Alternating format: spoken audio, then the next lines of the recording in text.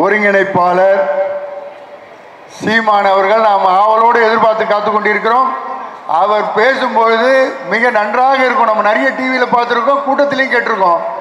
சிறப்பான பேச்சாக இருக்கும். தயவுசெய்து மேடையில் யாரும் வராமல் அவர் பேசும்பொழுது கீழே இருந்து நம்ம கேட்போன்றது அன்போடு கேட்டுக்கொள்கிறேன்.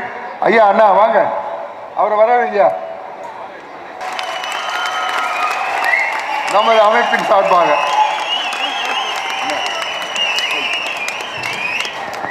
செந்தமிழ் சீமான் பேசுவதற்கு முன் அவருக்கு பூங்கொத்து வழங்க நமது கேள்வியை அழைக்கின்றோம்.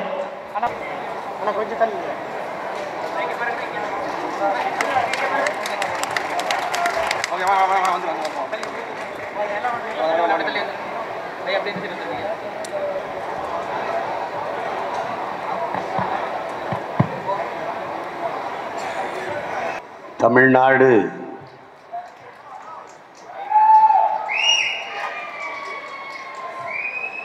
வணிகர் சங்கங்களினுடைய பேரவை நடத்தி கொண்டிருக்கிற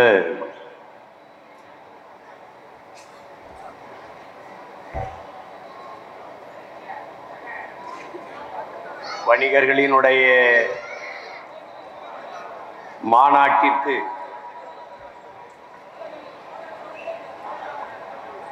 உணர்வெழுச்சியோடு வந்து ஒன்று கூடி அரங்கை நிறைத்து அமர்ந்திருக்கிற என் அன்பு சொந்தங்கள் அனைவருக்கும் என் அன்பும் வணக்கமும். இங்கே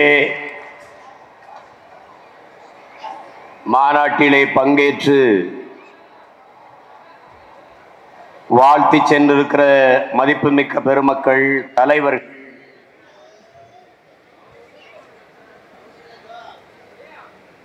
வணிகர் சங்கங்களினுடைய நிர்வாகிகள், தலைவர்கள்,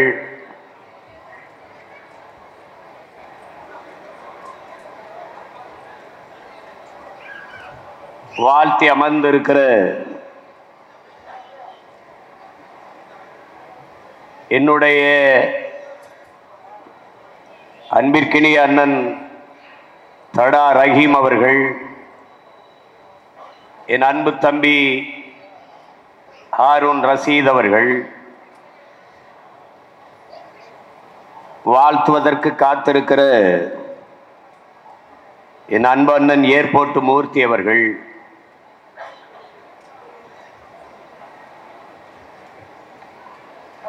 வாழ்த்துறை வழங்குவதற்காக வந்திருக்கிற பெருந்தகை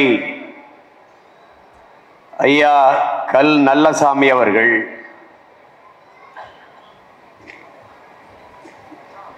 வணிக பெருமக்களை வாழ்த்தி சென்றிருக்கிற நம் எல்லோருடைய பேரன்பிற்கும் பெருமதிப்பிற்கும் உரிய ஐயா சந்தோஷம் அவர்கள், எல்லோருக்கும் என்னுடைய அன்பும் வணக்கமும். தமிழ்நாடு வணிகர் சங்கங்களின் பேரவையினுடைய பொதுச் செயலாளர் அன்பிற்கினிய தம்பி ராகவேந்திரா மணி அவர்கள், மாநில பொருளாளர் ஹரிகிருஷ்ணன் அவர்கள், இந்த ஆகப்பெரும் அமைப்பை வருங்காலங்களில் வழிநடத்தி செல்வதற்கு தலைமையேற்றிருக்கிற என் அன்பு தம்பி, என் ஆருயிர் இளவல் டைமண்ட் ராஜா வெள்ளையன் அவர்கள்,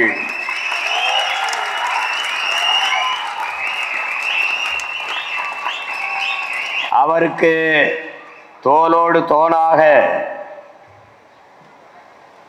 துணை நிற்க இருக்கிற முன்னாள் இந்நாள் நிர்வாகிகள் அனைவருக்கும் என்னுடைய அன்பும் வணக்கமும்.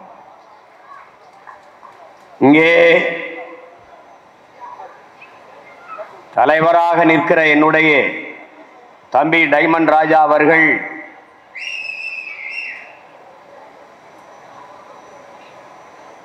நம் எல்லோரினுடைய பேரன்பிற்கும் பெருமதிப்பிற்கும் உரிய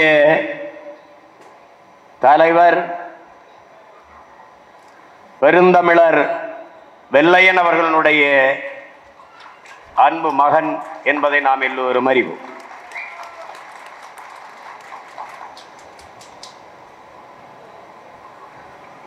வெள்ளையன் அவர்களுடைய தோற்றத்தை பார்க்கிற போது முகத்திலே மீசை முடியிலிருந்து தலைமுடி வரை வெள்ளையாக இருக்கும். பார்த்தவுடனே அவர் முகத்தை போல உள்ளமும் வெள்ளை என்பதை நாம் அறிந்து கொள்ள முடியும்.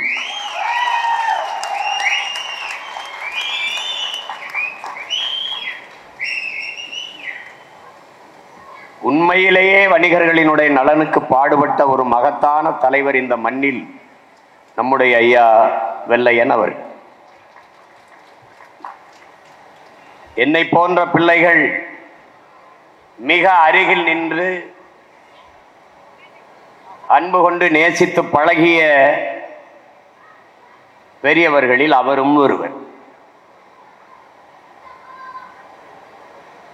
தமிழர்களுக்கு இரண்டு பெரும் தாய் நிலங்கள், ஒன்று தமிழ்நாடு, இன்னொன்று தமிழ் ஈழம்.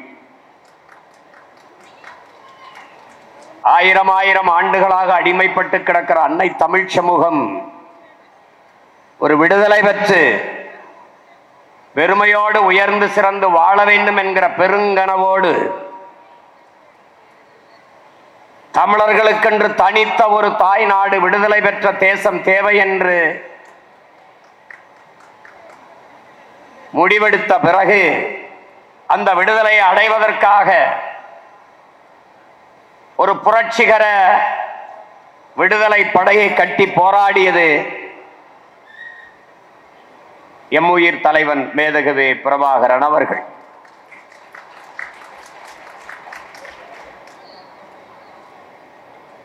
இலங்கை இனவாத அரசு உலக நாடுகளின் துணையோடு அந்த விடுதலை போராட்டத்தை வீழ்த்தி நசுக்கியது. கொத்து கொத்தாக நம் மக்களை கொன்று குவித்தது 2008, 2009 காலகட்டங்களில். அச்சூழலில் தூத்துக்குடியில் எங்கோ ஒரு சிற்றூரில் பிறந்த ஒரு எளிய மகன் திரைப்படத்தில் பெரிய இயக்குனராக வேண்டும் என்று கனவோடு வந்த ஒரு தம்பி என்னரும் தமிழ் மக்கள் கொன்றொழிக்கப்படுகிற போது அதை கண்டுகொள்ளாது கேளிக்கை விடுதிகளிலும் திரையரங்குகளிலும் மதுக்கூடங்களிலும் குவிந்து நிற்கிறீர்களே என் அன்பு மக்களே என்ற வருத்தத்தில், கோபத்தில் அவன் உள்ளத்தில் எரிந்த நெருப்பை உடலிலே கொட்டி வெந்து செத்தான். அவன் பற்ற வைத்த புரட்சி தீயில் தமிழ்நாடு எரிந்தது. அந்த புரட்சி நெருப்பின் சொந்தக்காரன் என் உயிர் தம்பி முத்துக்குமரன் அவர்கள்.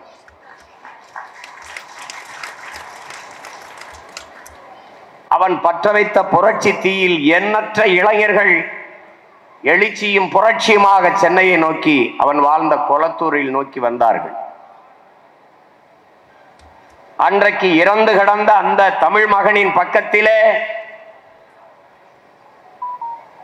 இவனுக்கு நானே தந்தை என்று நின்றவர் நம்முடைய ஐயா வெள்ளையன் அவர்கள் என்பதை எவரும் மறுக்க முடியாது.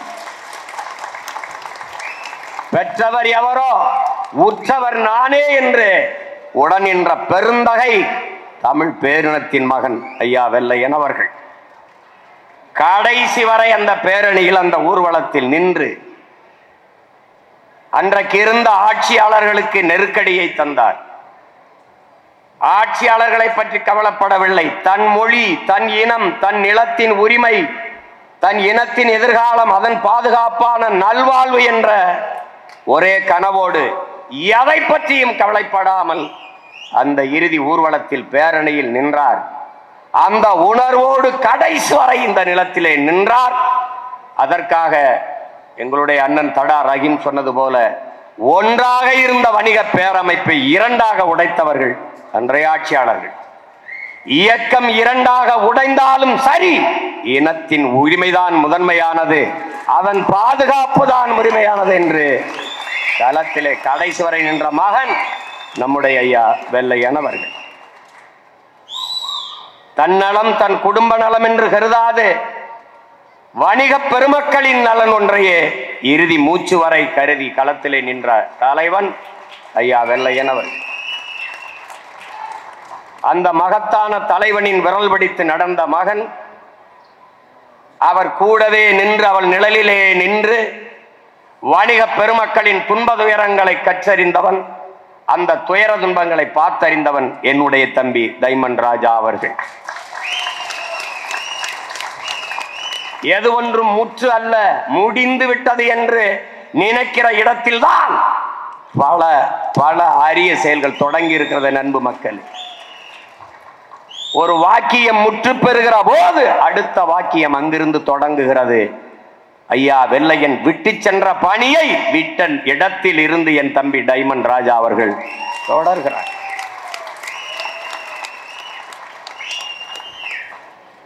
டைமண்ட் ராஜாவுக்கு உடன் பிறந்தவர்கள் எத்தனை பேர் என்பது எனக்கு தெரியாது. ஆனால் அவனுக்கு மூத்தவன், அவனுக்கு முன்பு பிறந்தவன் சீமான் என்கிற ஒரு மகன் அவனுக்கு உடன் இருக்கிறேன் என்பதை வணிக பெருமக்கள் எல்லோரும் நினைவில் வைத்துக் கொள்ள வேண்டும். வணிக பேரமை பெருமக்களின் சங்கத்திற்கு தங்கமாக இருந்த ஒரு தலைவன் தலைமையேற்றார் வெள்ளையன். இன்று வைரமாக என்னுடைய தம்பி டைமண்ட் ராஜா தலைமையேற்று வழிநடத்த நிற்கிறார்.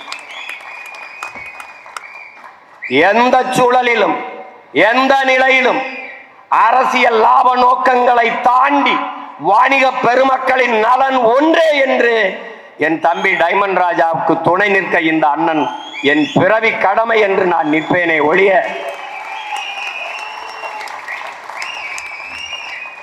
ஒரு நாடு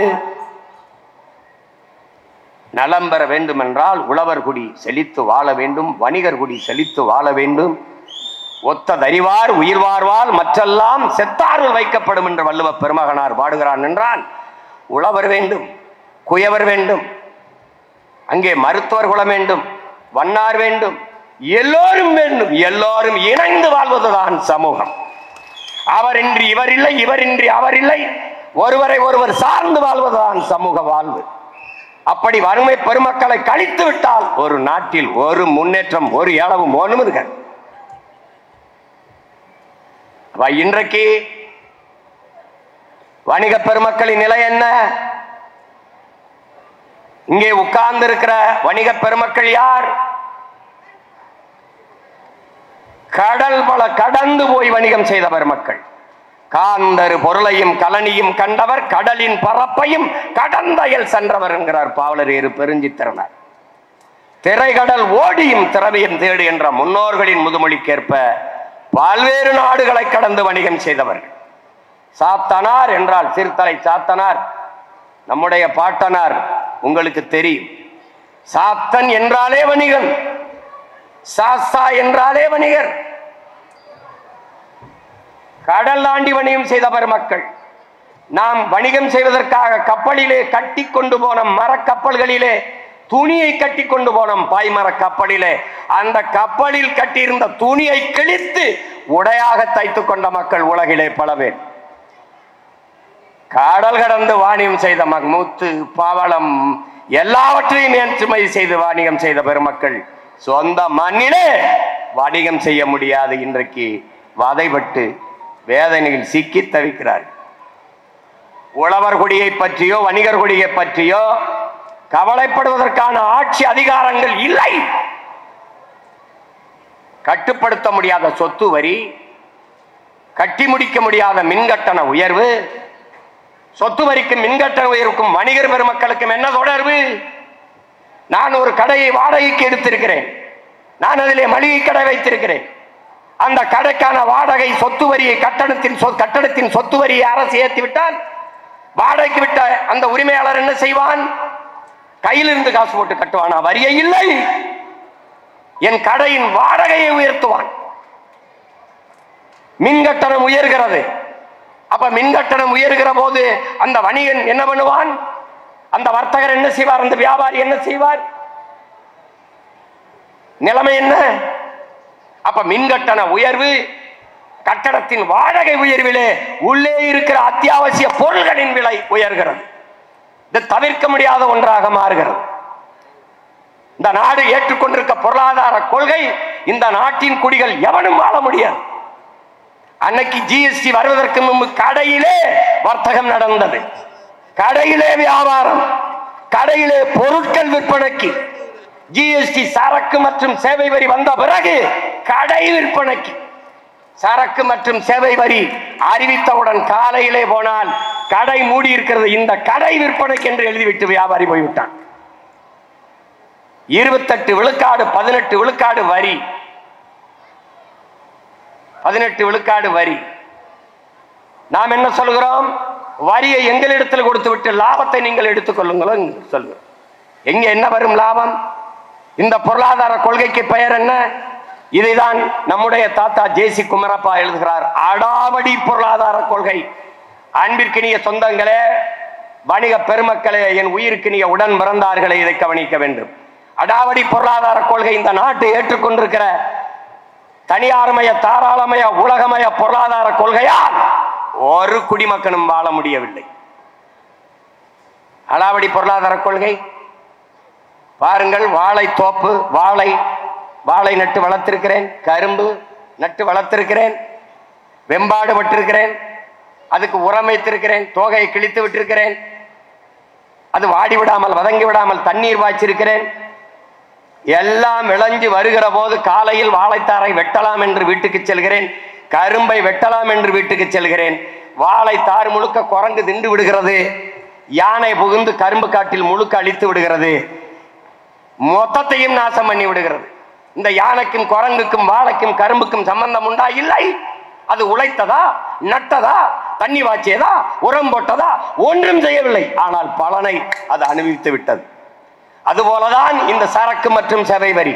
கடை என்னது, உழைப்பு என்னது, முதலீடு என்னது, ஆனால் வரி எனக்கு என்று எடுத்துக்கொண்டு போவதுதான் அடாவடி பொருளாதார கொள்கை. இந்த வரியை எடுத்துக்கொண்டு போனார்கள்.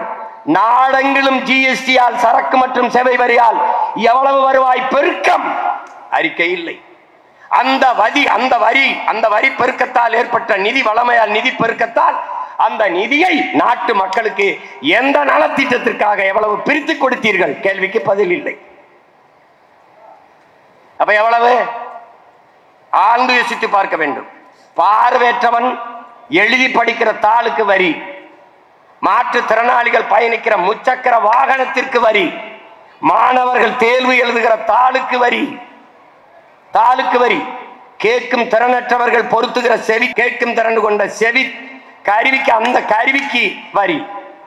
உலகத்தில் இதுபோல ஒரு வரி என்று நாட்டு மக்களை வதைக்கிற ஒரு நாடு எங்கேயாவது பொருளாதார கொள்கை உண்டா? ஏதாவது உண்டா? எங்கே இருக்கிறது?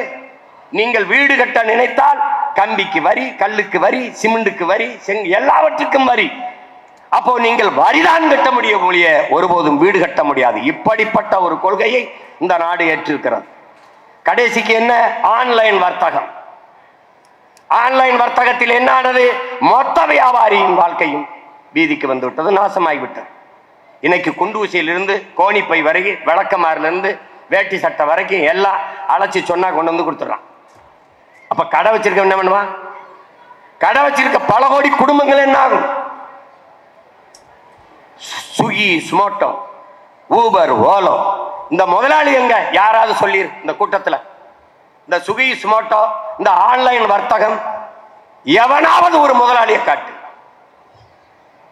காற்றை வியாபாரம் செய்து கண்ணுக்கு தெரியாத முதலாளிகள் இந்த மண்ணின் மக்களின் உழைப்பை சுரண்டி கொண்டு போகிறார்கள்.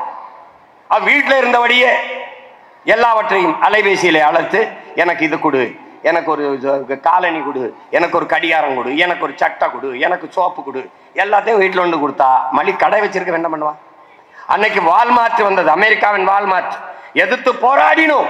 இதே ஐயா வெள்ளையன் தலைமையிலே பல வணிகர்கள் சேர்ந்து எதிர்த்து போராடினோம். நானெல்லாம் கடுமையாக நின்று போராடினோம், தடுத்தோம். டிமார்ட் என்று வேற பேர்ல உள்ள வந்தது. அப்புறம் யாவரும் வணிகர்களுடைய நலனை பற்றியோ அவருடைய எதிர்காலத்தை பற்றியோ கவலைப்படுவதாக இல்லை. மின் கட்டண உயர்வு, நூல் விலை உயர்வு, நெசவாளி வாழ்க்கை போச்சு. விவசாயி விலை வச்சு வந்தால் அதுல கொள்முதல் இல்லை. அவன் ஒரு மூட்டைக்கு 100 ரூபாய் கமிஷன், 100 ரூபாய் தான் லாபமே வரும். அந்த நெல்லை எடுத்துக்கொள்வதற்கு 100 ரூபாய் கமிஷன். எப்படிப்பட்ட நாடு, எப்படிப்பட்ட கட்டமைப்பு! ஆண்டுதோறும் மாநாடு நடத்தி பயனில்லை பெருமக்களே. இதை மாற்ற வேண்டும் என்கிற உறுதியை எடுப்பதில் தான் பயன் இருக்கிறது. திரும்ப திரும்ப 42வது மாநாடு, 45வது மாநாடு, நீ 500 மாநாடு போட்டாலும் அடுத்தடுத்த தலைமுறை இதே மாதிரி கூடி கூடி கத்திக்கொண்டுதான் இருக்கும். ஒன்றும் நடக்க. நீ நாட்டை, மக்களை, மண்ணை நேசிக்கிற ஒரு மகனிடத்தில் அதிகாரத்தை கொடுக்காத வரை நீ இதே மாதிரி கூடி கூடி களைய வேண்டியதுதான். ஒண்ணும் பண்ண முடியாது. என்ன இருக்குது இப்ப இங்க ஒரு கோரிக்கை, தமிழ்நாடு வணிகர் சங்க பேரவையினுடைய கோரிக்கை. என்ன கோரிக்கை? கோயில் சார்ந்த மனைகளில் வாழ்வோருக்கு, கடை வைத்திருப்போருக்கு 2016 வரை நடைமுறையில் இருந்த ஒரு வாடகை, ஒரு தொகை, அது கட்டுமானதா இருக்கு. இப்போ உதாரணமா கடை வாடகை ஒரு 10,000 என்றால், மாசம் 10,000 என்றால் எப்படி இருக்குது? திடீர்னு அந்த அறநிலைத்துறை அமைச்சராக அன்பிற்கினிய ஐயா சேகர் பாபு அவர்களை போட்ட உடனே 10 மடங்கு விலையேற்றி 1 லட்சம் ஆக்கிட்டாப்ல. இதை பலமுறை நாங்களும் அறிக்கை கொடுத்து பார்த்தோம். ஒன்னும் ஒரு காதுல வாங்குற மாதிரி இல்லை. சரி, இன்னும் 6 மாசம் தான், மொத்தமா கதையை முடிச்சாலே ஒளி இது வழி கிடையாது. இது அது வழி கிடையாது. இப்ப எத்தனை தடவை அறிக்கை கொடுக்குறது, எத்தனை தடவை பேசுறது? கோயில் நிலத்துல கடையை கட்டி வாடகை விட்டது யாரு? நீ. கோயில் அருகில வீடை கட்டி வாடகை விட்டது யாரு? நீங்க. அதுல ஒரு நியாயமான வாடகையை போட்டால் மக்கள் சரி. 10ல் இருந்து 11,000 சரி, 12,000 சரி, சரி 13,000 சரி, சரி ரொம்ப கஷ்டம் 15,000 சரி, 1 லட்சம் ரூபாய் எப்படி? எப்படி?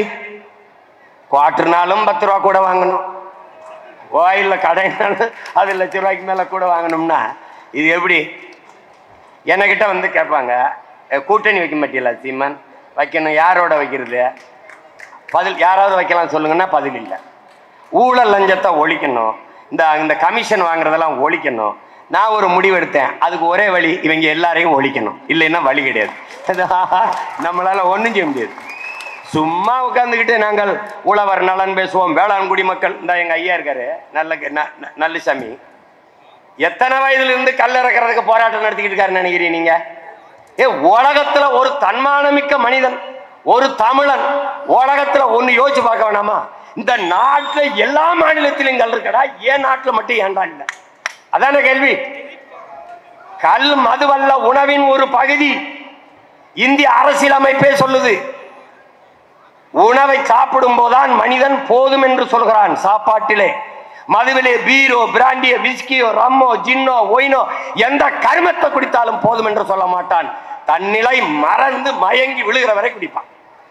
ஆனால் கல்லு எவ்வளவு பெரிய மிடா குடிகாரனா இருந்தாலும் 2 செம்பு அல்லது 3 செம்பு, 2 லிட்டர் 3 லிட்டருக்கு மேல குடிக்க முடியாது. குடிச்சா போதும்ன்றான். அதனால என்ன இருக்கு? அது உணவு, உணவின் ஒரு பகுதி. நான் இந்த மாநாட்டு இந்த அரங்கில் இருந்து பேசுகிறேன்.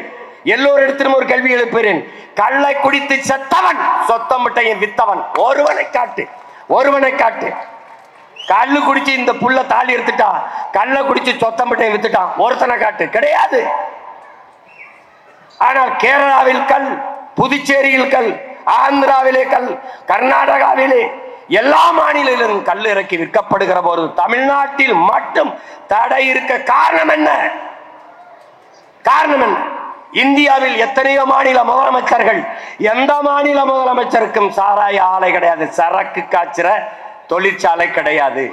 தமிழ்நாட்டை ஆளுகிற முதலமைச்சர்களுக்கு மட்டும்தான் கணக்கில்லாத சாராய ஆலைகள். நீ முதலமைச்சரை தேர்வு செய்து வைத்திருக்கோம் என்று பெருமைப்பட்டு திரிகிறாய். நீ சாராய ஓனர்களை, சாராய ஆலை அதிபர்களை தேர்வு செய்து வைத்திருக்கிறாய். ஏன் அவன் கல்லை இறக்க விட மாட்டேங்கிறான்? நீ கல்லை குடித்து விட்டால் 100 ரூபாய்க்கு குடிச்சிட்டு வீட்டுக்கு போயிடுவாய். ஆனால் டாஸ்மார்க்க மூட வேண்டியது வரும்.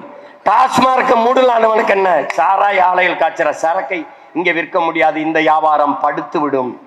எந்த வியாபாரத்தையும் பற்றி கவலைப்படாத இந்த ஆட்சியாளர்கள் டாஸ்மார்க் வியாபாரத்தை பற்றி மட்டும் கவலைப்படுவார். என்னைக்கு இதெல்லாம் சிந்திக்க போற? உனக்கு கோபம் வந்துருக்க? இங்க வாயா, எதுக்கே கல் இறக்க விட மாட்ட? கேட்க மாட்ட. எத்தனை வயது வரை போராடிட்டு இருக்காரு இந்த பாரு உட்கார்ந்து இருக்காருல. ஒரு 2 பிரச்சனையா இந்த மக்கள் சந்திக்கிறது? ஒரு 2 பிரச்சனையா சொல்லுங்க. எங்க அண்ணன் ஏர்போர்ட் நிறுத்தி ஒரு கோரிக்கை வச்சிருக்கப்பல, அரசு பள்ளிக்கூடங்களை கூட்டுகிற பெருக்கிற மக்களுக்கு ஒரு அந்த தொழில் அந்த வேலை செய்யறவங்களுக்கு மாசம் எவ்வளவு சம்பளம் கொடுத்துருப்பாங்கன்னு நினைக்கிறீங்க? யாராவது சொல்லுங்க. உங்க மனச்சான்று இங்க பாருங்க, நெஞ்சில வச்சு பாருங்க. 100 ரூபாங்க ஒரு மாசம் முழுமைக்கும். அந்த அவ்வளவுதானே 100 ரூபா தானே? 100 ரூபாங்க. ஏங்க இந்த காலத்துல 100 ரூபாய்க்கு என்னங்க பண்ணுவோம்? ஒரு மாசத்துக்கு டீயாவது குடிக்க முடியுமாங்க? ஒரு மாதம் முழுமைக்கும் அந்த பள்ளிக்கூடத்தை தொடச்சு கூட்டி கீட்டி எல்லாம் பண்ற ஒரு தொழிலாளிக்கு சம்பளம் கொடுத்து, அரசு வேலை தான், சம்பளம் கொடுத்துருக்குது 100 ரூபாய். அது எப்படி வாழும் ஒரு குடும்பம்? கால கொடுமைங்க, கால கொடுமை. சத்துணவு ஆக்கி போடுற ஆயாவுக்கு வேலை கொடுக்க 3 லட்சம் ரூபாய் கமிஷன் வாங்கினா அந்த ஆயா சத்துணவை மாணவனுக்கு ஆக்கி போடுமா? அது வீட்டுக்கு எடுத்துட்டு போமா? எந்த மாதிரி முட்டைய பிள்ளைகளுக்கு கொடுக்குமா? ஒரு முட்டை கேட்ட பையனை கட்டையால் அடிக்கிற ஒரு நாட்டை உலகத்திலே நீ தமிழ்நாட்டை தவிர எந்த நாட்டையும் நீ பார்க்க முடியும்.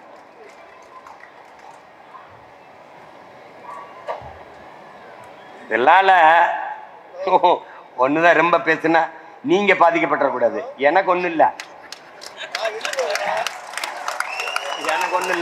யாரு நீங்க எல்லாம் சீமா ஆளுகளா சீமான குட்டி வந்து மாநாட்டில் பேச விட்டீங்களா அப்படின்னு? யாரு இந்த முன்னாடி இருக்கிற கடையில போய் நோண்டுறது, அங்க பீச புடுங்கிறது, கட்டணத்தை தூண்டுறது, தண்ணீரை வெட்டி விடுறது, 80 நாளைக்கு வெட்டுவேன். நான் வந்தவன மொத்தமா தூக்கி விட்டுருவேன். ஆனா நீ முன்னாடி நின்று பேசிக்கிட்டு இருக்க பையன் ஏதோ ஒரு சின்ன பையன் பேசுறானே, இவன் ஜெயிப்பானா, இவன் வல்லுவானா, இவன் இப்படித்தான் நான் கட்சி ஆரம்பிக்கும் போது சீமா நீ எல்லாம் என்னடா, நீ எல்லாம் முதலமைச்சராக கட்சி ஆரம்பிச்சிருக்கான்னு கேட்டான். நான் என்ன சொன்னேன்? இல்ல நான் முச்சந்தியில் நின்று கத்திடுச்சாகத்தான் கட்சி ஆரம்பிச்சிருக்கேன். டே வந்தவன் போனவெல்லாம் என் நாட்டு ஆளலாம். இந்த மண்ணின் மகன் எனக்கு இல்லாத உரிமை இங்க எவனுக்கு இருக்கு நாட்டால? யாரு நீ எல்லாம்? அப்படிதான் நினைச்சான். ஒரு விழுக்காடு, அப்புறம் 4, அப்புறம் 7, இப்ப 8 விழுக்காடு. இந்த மொத்த அரசியல் என்னைய சுத்தா நடக்குது. நான் யாரோட போவேன் அப்படின்னு நினைச்சுக்கிட்டு இருக்கான். அது இப்படிதான் நினைச்சுக்கிட்டு இருந்தான். இவன்லாம் ஒரு ஆளான்னு. இப்ப நான் மட்டும்தான் ஒரு ஆளா தெரியுறேன் எல்லா பேருக்கும். அதனால சீமானெல்லாம் ஜெயிச்சு வந்து இதெல்லாம் சரி செய்யறதான்னு சரி செய்வேன். சத்தியத்தின் மகன் உறுதியாக வெல்வேன். இதை எல்லாத்தையும் சரி பண்ணுவேன். இந்த வணிகர்கள் மாநாடு, இந்த கோரிக்கை, இதெல்லாம் ஒரு பிரச்சனை. அங்க வா சரி பண்ணுவோம், போ எல்லாம் சரி பண்ணி. சும்மா இந்த ஊபர், ஓலா, சுகி, சுமோட்டோ எல்லாம் ஸ்டாப். எங்க பிள்ளைங்க படிச்ச பிள்ளைகளுக்கு நானே வண்டி வாங்கி கொடுத்து போய் குடா, போய் எல்லாம் விநியோகம் எல்லாம் பண்ணு, எல்லாம் அரசு வேலை மாத்தி விட்டு. சும்மா தனியால ஒரு சின்ன பையனா இருக்கான்னு நினைக்காத. அண்ணன் கூட இருக்க சும்மா. ஆமா, உலக தமிழ் பேரினம் எங்க கூட நிக்குது. அதனால சும்மா நம்ம ஒரு சிறிய நமக்கு யார் இருக்கான்னு நினைக்க கூடாது. உலகம் பூரா நம்ம இன்னைக்கு இந்த இடத்துல பேசிக்கிறேன்னு இந்த அரங்கத்துக்குள்ள இருக்கிறவன் தான் கேட்கிறான்னு நினைச்சுக்காத. உலகம் பூரா கேட்டுருக்கா. உலகம் பூரா என் உயிர் தமிழ் சொந்தங்கள் எங்கெங்கு வாழ்கிறானோ அங்கெங்கெல்லாம் இந்த குரல் ஒலித்துக் கொண்டிருக்கிறது. வணிக பெருமக்களின் உரிமைக்காக, அவர்களின் பாதுகாப்புக்காக எந்த எல்லைக்கும் போய் நானும் என் தம்பி டைமண்ட் ராஜாவும் நின்று போராடுவோம் என்பதை இந்த மாநாட்டு திடலில் உறுதியளிக்க. எந்த சூழ்நிலையும் என் தம்பிக்கு நிற்பேன். அன்னைக்கு அவர் என்னிலும் பெரியவர். என்னுடைய நான் பக்கத்தில் நிற்கிற அவசியம் எங்களுடைய ஐயா வெள்ளையனுக்கு இல்லை. ஆனால் இன்றைக்கு என் தம்பி டைமண்ட், அவனுக்கு எந்த சூழலும் என்ன ஆனாலும் நான் நிற்பேன், பக்கத்துல நான் நிற்பேன். அதை நீங்க நினைவில் வைத்து வணிக பெருமக்கள் எல்லாரும் என் தம்பிக்கு துணையாக நில்லுங்கள். நான் உங்களுக்கு உயிராக இருப்பேன் என்பதை இந்த மாநாட்டிலே உறுதி தருகிறேன். அவனோடு இருக்கிற நிர்வாகிகள் ஒவ்வொருவருக்கும் என்னுடைய வாழ்த்துக்கள், அன்பு. ஒற்றுமையா இருந்து செய்யுங்கள். சங்கம் தங்கம் தராததை சங்கம் செய்யும் தரும் என்கிறான். தங்கத்தையும் விட மதிப்பு மிக்கது சங்கம். ஒற்றுமை ஒன்றுதான் சாதிக்கும். அடுத்த மே 5 மாநாடு நடத்துறதுக்கு நமக்கு நேரம் இருக்குமோ இல்லையா, தேர்தல் களம், அதுக்கும் சேர்த்து இப்பவே வாழ்த்துறேன். இது போல பல மடங்கு பல ஆயிரம் மடங்கு வணிக பெருமக்கள் கூடி ஒற்றுமையாக நின்று இந்த சங்கத்தை நாம் வளர்த்து நம்முடைய வணிக பெருமக்களின் நலனை பாதுகாத்து வருங்கால தலைமுறை பிள்ளைகளுக்கு ஒப்படைக்கணும். வணிகர் இல்லை என்றால் நாட்டில் ஒன்றும் இல்லை, பொருளாதார வளர்ச்சி மேல ஒன்றும் இல்லை. அதை புரிந்து கொண்டு நீங்கள் எல்லோரும் ஒற்றுமையாக இருந்து பணி செய்யுங்கள். இந்த வணிகர் சங்கங்களின் பேரமைப்பை முதன்மை தளபதியாக இருந்து வழிநடத்திருக்கிற என் தம்பி டைமண்ட் ராஜா வெள்ளையன் அவர்களுக்கு என்னுடைய அன்பும் வாழ்த்துக்களும். என்றென்றும் வணிக பெருமக்களுக்கு நாம் தமிழர் என்ற அரசியல் புரட்சிகர அரசியல் படை துணை நிற்கும் என்கிற உறுதியை அளித்து உங்கள் அனைவருக்கும் என்னுடைய அன்பையும் வாழ்த்துக்களையும் சொல்லி விடைபெறுகிறேன். நன்றி, வணக்கம்.